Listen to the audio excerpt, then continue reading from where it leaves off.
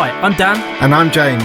And welcome to the Cornwall Property Podcast, where every week we bring you the latest news, hot topics and guidance around the Cornwall property market. Stay tuned to be informed, inspired and to have any of your property related questions answered by trusted local property professionals. Hello, welcome back. Welcome back from me as well. I'm Dan. I'm James. And we are here with the Cornwall Property Podcast, aiming to inform, educate, inspire you guys to get involved with property and help us tackle this Cornwall housing crisis. So, guys, thank you for getting in touch so far.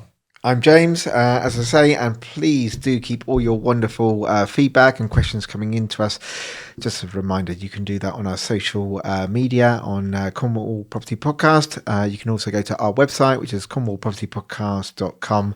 And if you are in the world of email, you can email us on hello@cornwallpropertypodcast.com. But as always, thank you so much for all your reaching out that you do to us. Definitely. So this is the Ask Dan and James episode where you guys, or we're asking your questions really. You guys have been in touch and thank you for doing so. We've had some lovely emails and feedback too, which is always welcome. So James, over to you. What's the first question? Here we go. This is from lovely Mark in Truro, who asks this. I've heard you mention property sources previously. What do you mean by this? And is it something I should be looking into when wanting to buy a property? Good question there, Mark. Yeah, nice one, Mark. Thanks for getting in touch. Property sources, by all means, it's another avenue, I suppose, of acquiring property. So typically, the historical way of looking at property is you go to the shop window, the agent's window, you look what's in the window, go and talk to the agent. Or nowadays, you're scrolling Rightmove, Zoopla on the market, those sort of platforms as well. But it's very time consuming. And what as people know is what you want to do is you want to be networking with the agents, you want to be in the agents, you want to be the first person the agents call. So why would you go to a property source? So a property sourcer is essentially someone who is, for their job, they are trying to find properties. They're kind of like the Tinder of the property market as such. They're the matchmakers. So we would go to, say James was a property sourcer. I say, James, I am looking for a 2-bed end terrace or a 2-bed property in Truro for a price of around these sort of figures. Now, James would then turn around straight away and say, well, look, I think you're being realistic or unrealistic. Okay. Basically, I'm giving James a criteria of what I would like. And James's job then is to try and find it for us. He's trying to match me with the right property. And how that is preferential to him and myself is that the time-consuming element is taken from me because James is on the case for me.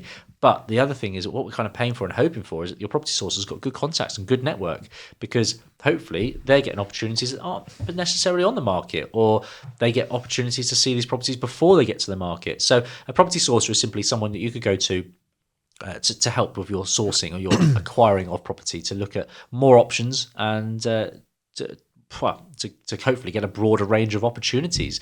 I suppose what the negatives of property sourcer, I quite enjoy that side of things personally. I know James is the same, but obviously it's going to cost. It's going to cost a lot more money. Generally, you'll find it's about 1%. Generally, 1% is of the overall cost of the property. You'd be paying 1% of the price to the sourcer as a thank you and for their services. I know some sourcers now are looking at reversing those kind of fees. So the actual fee goes to the seller as well. So if you're trying to sell your property, again, there's some ways that some people are doing it different ways, but the idea is that the sourcer's job is to find you the properties that you want. Now, James and I, we work with sourcers locally as well who have broader relationships with more agents than we do. They have a bit more time to spend on looking for properties and opportunities as well, which is where we sometimes struggle, is that we're so enwrapped with our developments that we've obviously shared with you guys as well on previous podcasts, but it's quite time consuming. So where we're trying to just build a pipeline of opportunities and projects to move our teams from one to another, we also go to sources and they bring us opportunities, and we often get opportunities sent to us on emails. Again, if you find opportunities, guys, we would happily pay sourcing fees and finders fees essentially for any opportunities that you were to find for us. So we want to encourage it and reward it. So if people were to bring us opportunities, and like a sourcer, that would be a sourcer's job. But my tips to you there is to make sure that if you are going to use a sourcer, make sure that they are a compliant sourcer. So they need to be registered with a redress scheme. So a property redress scheme might be called the PRS. But again, there's need to be compliant, insured, all these sorts of things. But there's definitely need to do your homework and to look at reviews and speak to people that have used them and can comment on those sort of things. But James, is anything you'd like to add to that I may have missed? Yeah, I've got one point. I mean, you've made some really good points there anyway, Dan, and I think sources are a valuable tool to be able to find those properties. I think it also depends what type of strategy that you're going for. So, for example, our strategy with our company, we like the buy, renovate, and refinance model, also known as BRR.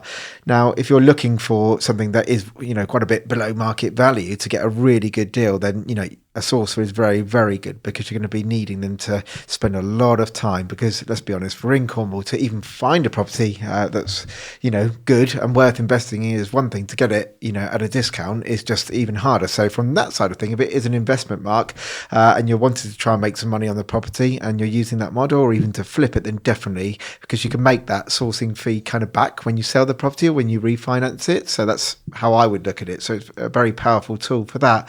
But if it's for yourself, Mark, and you're looking for a residential property to live in, then if you're in a good position to buy, I think it's a very powerful tool for you to be working with the agents that you're buying from, because essentially they are your property sources. What is a job of an agent is to, hello, Mr. Matson, we'll call him. I'd like you to find me a 5-bed house in the countryside. I'm a cash purchase, and go off and find me one.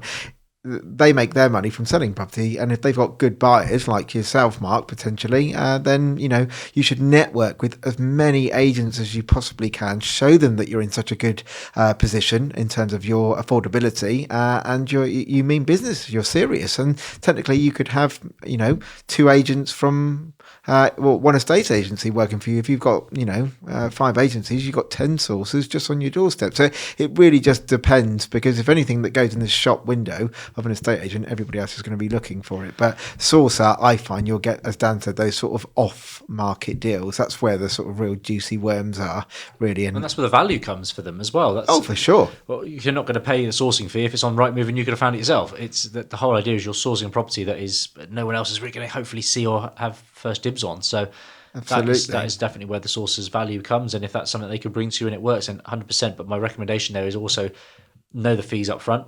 Definitely agree the fees up front in terms of what the percentage is or how they work, and make sure the numbers stack in the overall project, because you need to add that fee to the overall figures and make sure it still stacks and works for you. But we personally have recently used a sourcer and they've sourced off market property for us. We've had our offer accepted on it and we want to proceed with it. So as far as we're concerned, as soon as we exchange and we're good to go, we'll be paying and rewarding that sourcer as a thank you, and we want more of it. So definitely, why would you not be? So no, Mark, hopefully that helps, gives you a bit more of an idea. Again, any further questions, please throw them our way. But yeah, source is definitely not a no, and it's definitely worth maybe reaching out if you know of any, and if you want any help in us direction, just give us a shout. Absolutely. Right. I will then pick up the second question, James. I'm going to throw this at you, and this is from Sally in Grampound, and Sally would like to know. Or in fact, Sally's actually said some nice words at the start. She said, thanks, firstly, for all the great content, guys. Loving listening to the podcast. So thank you very much, Sally. Really appreciate that. I am looking at a property which looks like it may be a perfect flip or buy to let. However, we have been told by the sellers that asbestos might be present, but they don't know for certain. Should I pull the plug on this, or are there other options? Go on, James. Oh, that's a good question there, Sally. And thank you for liking the content. That's what we're here to deliver. And yeah, asbestos, it comes onto our decks a few times, not physically, thank God, but people do ask us about it, because it's, it is a dangerous, hazardous material, which is more so back in the sort of, the 1950s, 1960s there. And, it's not nice stuff to deal with. And unfortunately, it was used a lot in properties before people actually knew, how harmful it was. But in answer to your question, I wouldn't just completely dismiss the property if it's got asbestos. I think it very much depends on what are you looking to do with the property. If you're just doing a light refurb, where you're just painting walls, or you're installing new kitchens and you're not really touching the asbestos at all, many people will tell you it's not the end of the world if it's got asbestos in it. It's had it in there for the last 30 years. But if you're not going to be disturbing it or anything, then just leave it as it is and it's not a problem. However, a bit like the financials, we always recommend getting, professional advice. There are numerous companies in Cornwall and the rest of the country, for that matter, that will have professionals. They can come in, they can test the whole property, and you can then gauge the severity of how much asbestos you're dealing with, and also, what type of grade of asbestos that you're dealing with. A little bit like Mundic, there's all different types of grades, and some is worse than the other. But in answer to your question, summarising. No, I definitely wouldn't just pull the plug on it. Have a look at your options. Really sit down with your builder or with yourself if you're going to be doing the refurb, and understand how much you would be disturbing the asbestos. But that's even if it even exists. So although it's a bit of a cost, I would definitely get that asbestos survey. Have a look and see what you're dealing with, and then make out a best plan for it. Because you might not need to touch the asbestos anyway. 100%. Yeah. First, definitely diagnose the issue. Where is it? Where have we got asbestos if we have? And then once you know, you can make the plan, isn't it? Because we've tackled properties with asbestos and we're like, right, it's over there, we just don't need to touch it. It's fine, just leave it intact.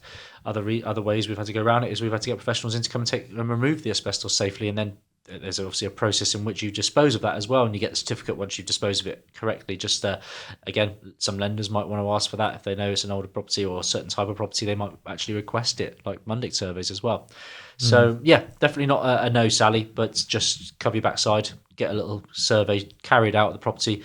You could be looking, depending on the size of the property, £500, £600, maybe something like that. Yeah. And then once you know that information, you can then work with your team, with the builders, or with the surveyors even, and making a plan on how to work around it, or to potentially remove it safely. So, yeah, that's it. And depending what it sounds like, you've got quite a the perfect flip or buy to let here. But if you are going to be removing it, that's not the end of the world. One, you don't have to do it yourself and stay safe. Get a professional company to come in, and they will dispose of it. But being a hazardous material, danger money, it's not cheap to get rid of, and it has to be disposed of correctly. But what's the problem with that? If the figures still stack up, and it's going to cost you £5,000 to take the asbestos out, if it exists, and get rid of it, and you're still going to make good money on it, then I think that's a good thing. Yeah, it might be an opportunity to go back to and renegotiate. Absolutely. Well. So no, hopefully that helps, Sally, and thank you again for getting in touch, and also Mark for your original question.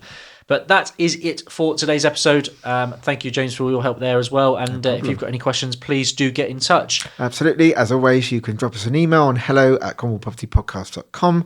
Go to our website, cornwallpropertypodcast.com, or you can simply reach out, like many of you do, on our social media platforms like Facebook, etc. And we're always here on the end to help, inspire, and anything property we can help with. We are your people here in Cornwall. Or we can connect you with people we know who can, if we can't. So, guys, please like, please share, please subscribe, leave us a review. Really appreciate any support you guys can give, and to help us kind of share this platform that we're trying to create here for you guys. So thanks again, and until next time, see you later. Bye from me as well. Take care, guys.